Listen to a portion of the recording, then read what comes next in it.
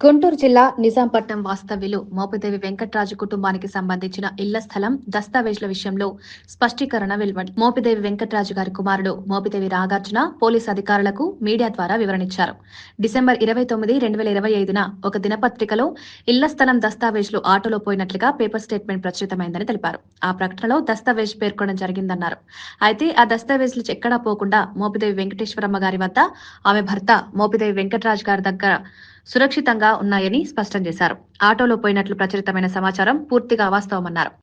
నిజాంపట్నం వాస్తవ్యం మోపిదేవి వెంకటరాజు గారి కుమారుని మోపిదేవి నాగార్జున మీడియా మిత్రులకు తెలియజేయడం ఏమనగా 29 డిసెంబర్ 2025న నేటి దినపత్రిక సూర్య పేపర్లో దస్తావేజులు పోయినవని పేపర్ స్టేట్మెంట్ ఇవ్వడం జరిగింది.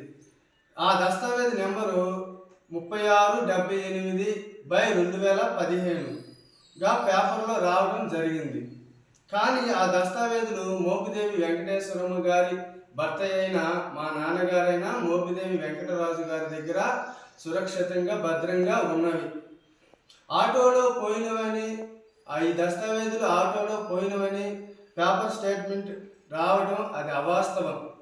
కావున అధికారులు పోలీస్ డిపార్ట్మెంట్ వారు సంబంధిత ప్రకటనపై ఎటువంటి చర్యలు తీసుకోరాదని మేము మీడియా ద్వారా తెలియజేయడం జరిగింది. వెంకటరాజు గారు, ఈ డాక్యుమెంట్లన్నీ మీ దగ్గర ఉన్నాయండి? దోస్తంగా మొత్తం నా దగ్గరే ఉండేయండి. నా ప్రాధాన్యంలోనే ఉండేవి డాక్యుమెంట్ మొత్తం. కాబట్టి